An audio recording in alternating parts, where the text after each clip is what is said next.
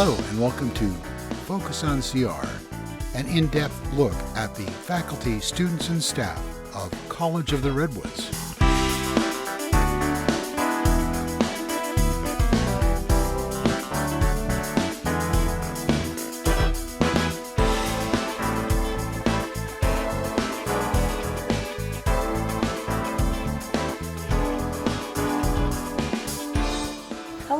Welcome to Focus on CR. This is a show where we talk to students, staff, and faculty of College of the Redwoods about the exciting things that they do.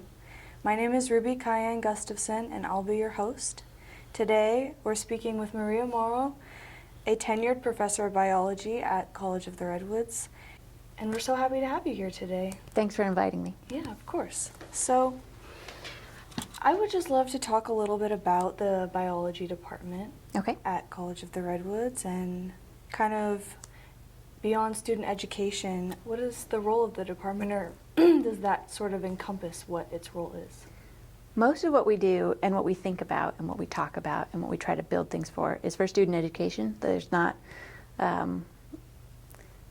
much in my mind that I do here beyond that. But I think if I were to really pick it apart and look at how we interact with the rest of the college and what we do, I think we do have a bigger role. There's some cool stuff that we're doing. A few members of the biology department, as well as some forestry department faculty, and then just people from across the college.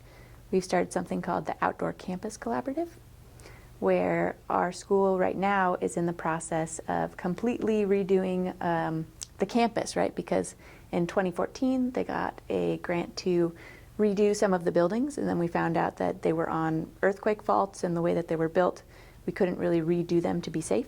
So the campus has totally migrated to the full other side. And in that process, they've done all this planning about what those new buildings are going to be like. But there was nothing in the discussion about our outdoor campus. And so the biology faculty, who do tons of field trips off campus, because a lot of the things that we want to show our students are just easier to show off campus, but we have this beautiful campus. It's like 270 acres, and we'd love to make more use of our campus trails and our ponds and our forest, but a lot of them are sort of inaccessible. So this Outdoor Campus Collaborative is hoping to get that outdoor campus into our facilities master plan and be more part of the discussion, not just in our natural resource classes, but in all of our classes. So we have some art faculty who are joining in, some English faculty. I know Shannon Sullivan did a clay dig on campus with our soils professor and our geology professor. And they all went out and found a place to get clay for the ceramics class on campus. So little things like that would, I guess, be part of what the biology faculty does. And I think we did, I can't remember if this is true or not, a little bit of kind of advising when we were going into COVID protocols, as far as, as experts in microbiology and diseases, what we would feel safe doing in a classroom and the parameters that we should be aiming for as a college. But that was also informed much more largely by the CDC recommendations. Yeah, absolutely. Thank you. So what you spoke about, kind of having that drive to not just push students indoors as a department, but to also bring them outdoors and to bring the campus community to get involved in that. Does that kind of, would you say, describe the mission of the department? Oh, that's a great question. I think it's part of it. I think our mission would be to have our students really understand what science is, because I think a lot of students come out of our science classes and still don't really get what science is. And I think that's across, the social canvas that we're currently on. Just people don't really know what science is, the type of questions it can answer.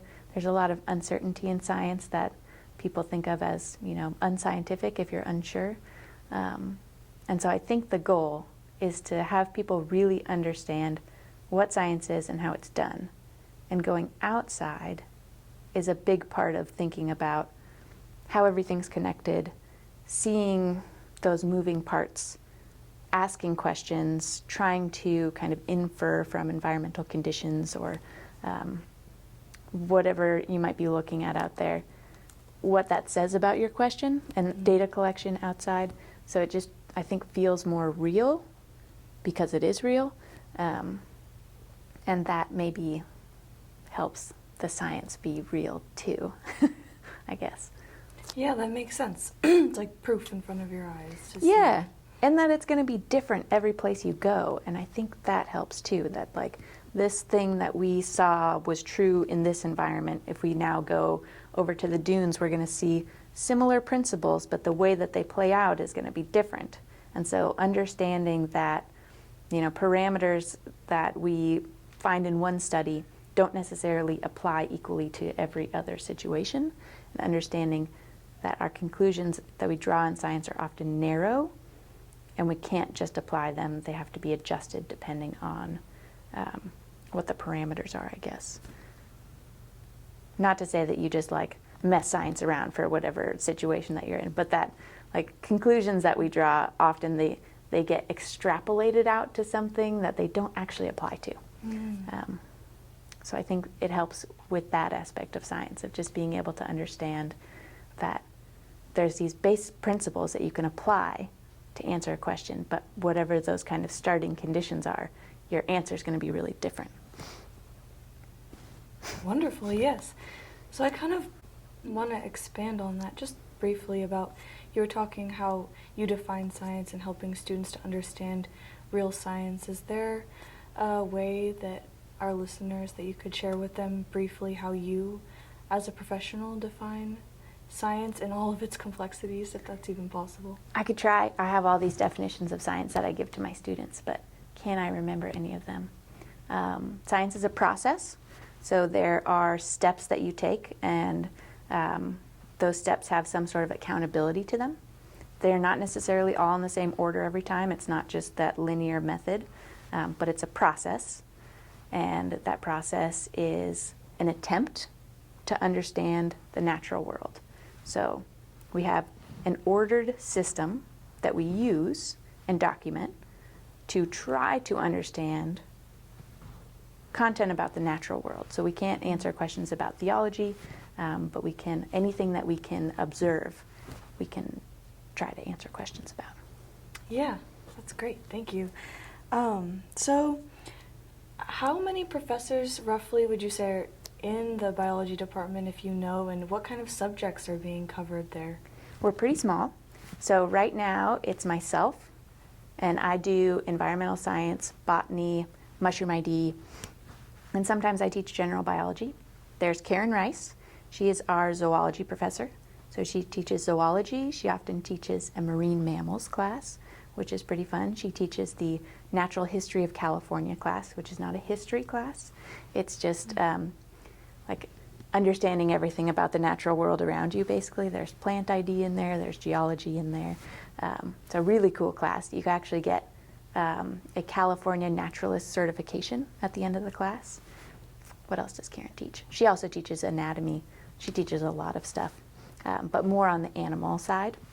And then Wendy Riggs, speaking of animals, she teaches all of the anatomy, physiology, or pre-nursing courses. And then Christopher Callahan just moved down from the Del Norte campus to the Eureka campus, and he teaches a lot of different classes as well, but more in the microbio, and I think his main specialty is in marine mammals. And that's our core faculty. We also have tons of associate faculty who are amazing and teach a lot of those classes as well. That seems like a lot of different subjects. It's a great variety for students to know about when they're thinking about coming to this college, or if they're already here, to know that they have all those options. So thank you. Biology's huge. So beyond just the classes, what opportunities are potentially available for students, maybe particularly in regard to transferring to a four-year university? Okay, so at College of the Redwoods, opportunities that you could engage in here to help with transfer to a four-year university.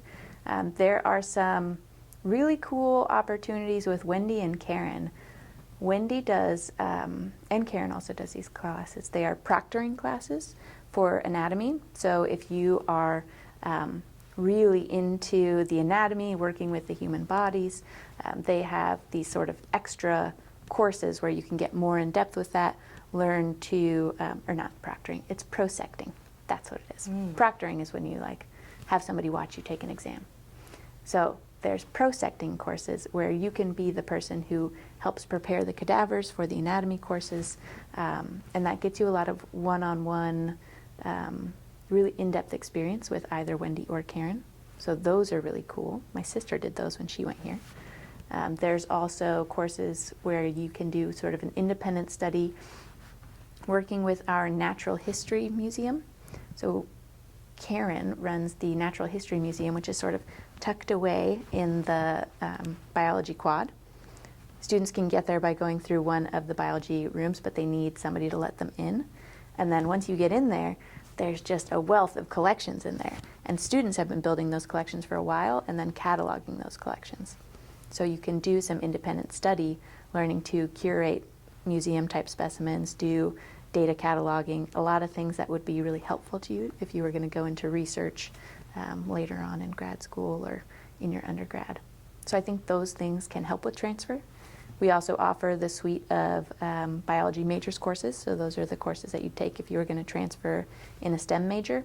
And then there's the sort of nursing pathway that I think a lot of people go through, and then you get into a 4-year nursing program eventually after that, I think.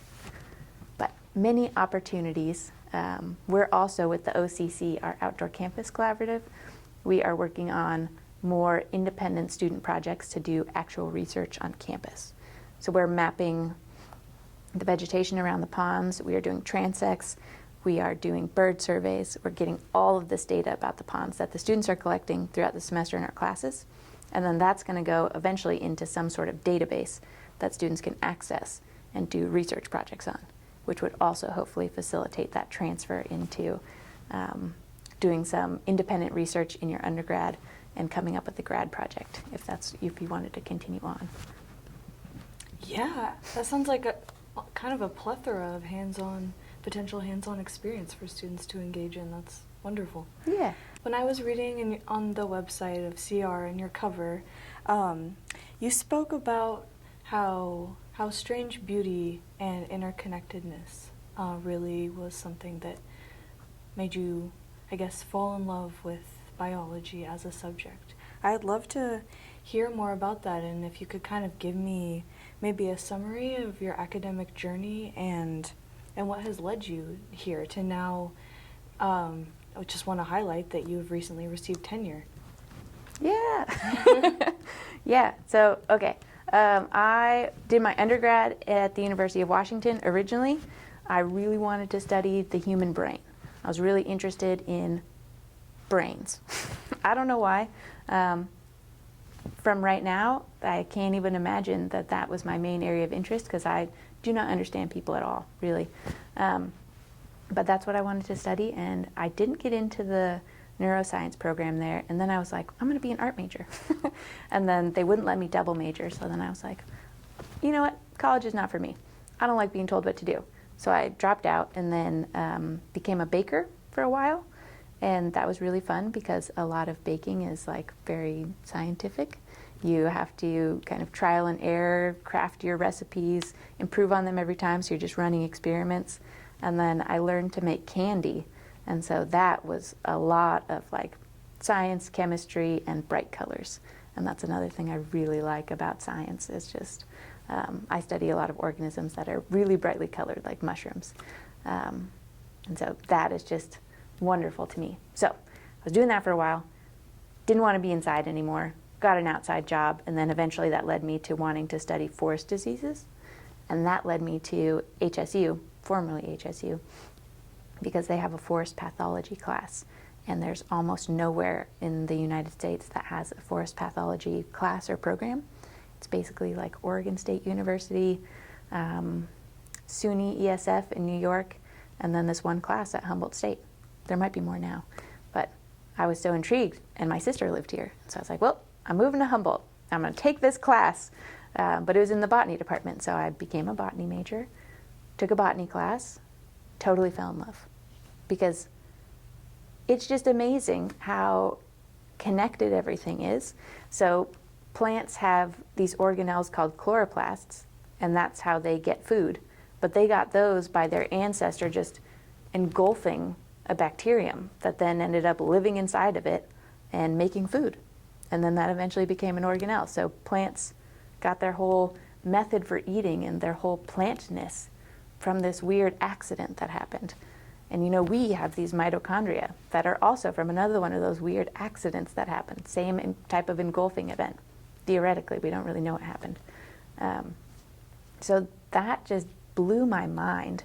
And then learning about algae and mushrooms and I don't know, how plants have just different adaptations for the environment that they live in, and you can look at a plant and kind of make predictions about where it would live, or look at an environment and make predictions about what types of plants you might see there, but then they're always so surprising and just doing weird stuff. And so even though you can, you know, feel accomplished and like you're really learning and knowing about something, you're still continually surprised, so it never gets old. But yeah, then deeper into that, I took that forest pathology class and learned about rot. So when you go into the woods and there's these big logs on the ground, they're like falling apart, and that just seems normal. But that's not really what wood looks like, right? Sometimes they're in these kind of brown cubes, sometimes they're in these stringy white sections, but they look totally different even though it's the same type of wood. And that's because there's different fungi that are breaking them down and dyeing them different colors and altering their chemistry to have different texture. And you can sometimes, depending on the fungus, look at the rot and look at the identification of the tree species and use that to figure out what the fungus was that caused that rot. So you can just become this forest detective, which I thought was so cool. And that's just like how the soil's forming in the forest, and then you have other fungi doing other things, and it's just everything is connected to everything and interdependent on everything.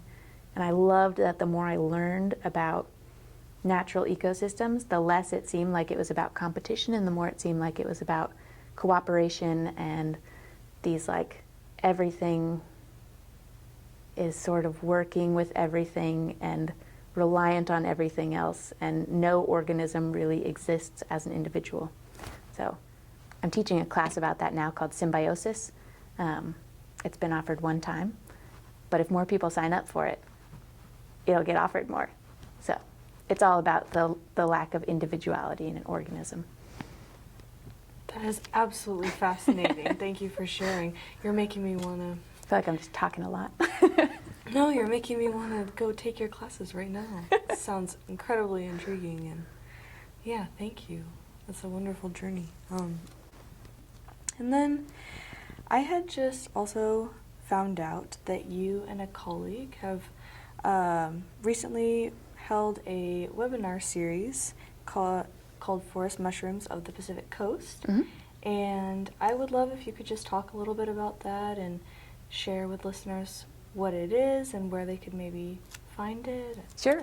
So last year, Backcountry Press, which is a locally owned publishing company, it's Allison Poklemba and Michael Kaufman, and they're both great nature advocates, studiers of nature. They also just put out a new book called, Natural History of the Klamath. It's so good. So locally owned publishing company, amazing, and they have been doing all of these classes via webinar series. And so they asked myself and Christian Schwartz to do a webinar together, and it was the most fun I've had in so long, because Christian is just like a joy to work with and really is maybe the most inspiring person I've ever met. Just the way he looks at the world and the stuff he knows is so cool. So felt very fortunate to get paired up with him. And then we did a 4-part webinar series that was not necessarily identification based, but just an introduction to the world of fungi, what they're doing out there, why they look the way that they do, all their like little weird roles. And then we got into some identification at the end, but we just had such an overwhelming positive feedback from the people that attended. We didn't get to see them, so there was just all these mystery, like 400 people in this webinar, and I could just see Christian and Allison. But I run into people still on the street who are like, "Oh, Maria," and I'm like, ooh, are you one of my former students? But they were in the webinar, and so it was just an amazing community experience that I'm so grateful to have been a part of. And that's still on the Backcountry Press website. They have all their old classes on there. So there's ones about natural history of the Klamath Mountains. There's ones about like botany road trips. All the sort of Instagram botanists have done classes for them, and they've all been so good. So if you want to check out their classes on the Backcountry Press website. So just to get some personal insight on you, I'm curious, what is your favorite mushroom? There are so many mushrooms, and they're all so valid and so wonderful. So I don't have a favorite mushroom, but I have favorite mushroom families. I think my two favorite mushroom families, and there's going to be things that I'm leaving out, I'm sorry, things, but I love the waxy caps. They're in this family called the Hygropheraceae. They have just like, I think of them as the citrus of the mushroom world. There are green ones, there's yellow ones, there's red ones, there's orange ones, and they are waxy. And so they have this kind of citrusness to them, but they're out right now. So if you're out in the woods, usually there's more of them. They're a little bit scant this year. We're having a strange mushroom year, even though we've had plenty of moisture. Just the combination of when the moisture came, how wet it got, and then immediate freezing afterward made it maybe not great. But they are just little, they look like little red Easter eggs sticking up out of the soil. You'll see some slimy green ones, like the parrot mushroom is this like emerald green, uber slimy, and then it's got a little yellow stipe, and they just fruit in these little troops everywhere. And those can sometimes be the color of like blackberry juice and have blue tones to them. It's just like a beautiful palette of colors. So that's one family that I love. And then another family that I love are the entelomatoids. So we are very fortunate to live in the same place as Dr. Dave Largent. He used to teach at HSU, and he is like a world famous studier of this family, the Entelomataceae. And they are mushrooms that have pink spores, and the spores are angular. Other than that, they have some like common features, but they are also out right now. They tend to fruit in the same habitat as the waxy caps, and that's where you find a lot of your blue mushrooms. So wonderful colors in that group, and just they have a lot of silvery sheen to them and just more elegant type of beauty. So just lovely mushrooms. Those two are, I think, my favorite groups, but ooh, there's some good ones out there that aren't in there. Those sound really beautiful. I'd love to see some pictures of those. Oh, see sure. what you're talking about. Have you done any work with the Humboldt mycology group? Oh, I super have. So I right now am the program chair for the Humboldt Bay Mycological Society. We meet on the third Wednesday of the month. Our next meeting is February 15th, and we meet at the Humboldt Unitarian Universalist Fellowship in Bayside. But this particular meeting we're going to have completely on Zoom. So if you follow us on Facebook or Instagram, we'll have the links for that. Or if you become a member, you get the link emailed to you every month. But we are having a talk on fungal pigments from somebody in Mexico who did research on hypoxylons, which are like little black knobbly things that grow on wood. But she has some that make really cool dyes. And so she'll be talking to us about the chemistry of those pigments and how to use them to dye fabrics. So I'm the program chair. So I pick out the speakers and try to get people to speak for us. And that has been so fun because I've been able to get connected to all of these people who I kind of semi-worship and get to talk to them like real human beings. And so Zemena is going to be our next one in February. And then we have speakers all the way through May. And we take June through August off because there's just not any, well, there are mushrooms out on the coast, but not a ton. Okay, super cool. And if someone wanted to get possibly involved with the Humboldt Bay Mycological Group, where should they go to do that? If you show up at one of our meetings, that is a great way to meet everybody, but you can also email hbmsnewsletter@gmail.com to get kind of connected to the people who are running our membership. You can also go to hbmycologicalsociety.org and figure out how to sign up to be a member. But if you just want to meet people and I don't know, kind of dip your toes in, showing up for the meetings, even just the Zoom meetings is a great way to sort of start to figure out what we're about, and we try to talk about opportunities that are available in those meetings. But if you're a member, which only costs, I think, $15 a year, it might even be less for students, you get a monthly newsletter, and there's forays that happen where we take people out, show them what the mushrooms are, arrange them all on a table at the end and talk about them. And you get to go to places that you wouldn't normally be able to go to because we have special permission at a few places. You get these great articles that are written by a few different people in the community, and then information about our talks, links to the talk recordings, and free admission at our yearly fair, which is in November. Whew. It's exciting stuff. Well, thank you so much. Yeah. That's where you'd find it. Backcountry Press. Wonderful.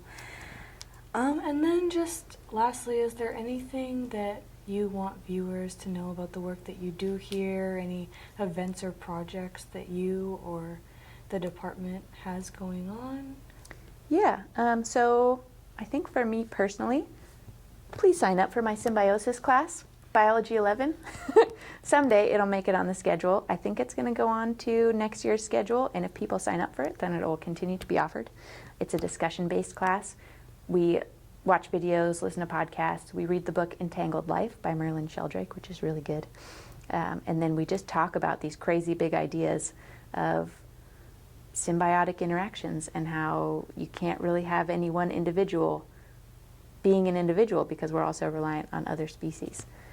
So that's my personal project. And then for the department and kind of broader, I'd say the Outdoor Campus Collaborative, we would love more people to participate in that. Community members, students, we would really love more students to be there. We have a few this semester. We meet every Wednesday from 12 to 1, and we typically meet at the picnic tables that are behind the science building, kind of where the cafeteria, the old cafeteria and the science building, and then there's these picnic tables that overlook the ponds. So we meet there the first and third Wednesdays. Let me get this right. First Wednesday we go on a walk. Second and fourth Wednesdays we meet at the picnic tables. Third Wednesdays it's on Zoom so that people from Del Norte or out of the county or out of the area can participate. If you want to be on the mailing list, we will tell you all that information. You just email occ@redwoods.edu, and we'll tell you what we're about, and you can help us plan the future of our college campus. We're doing lots of really fun projects. Wonderful. Thank you so much.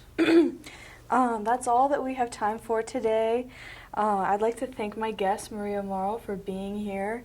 And thank you for joining us on Focus on CR. We will see you next time.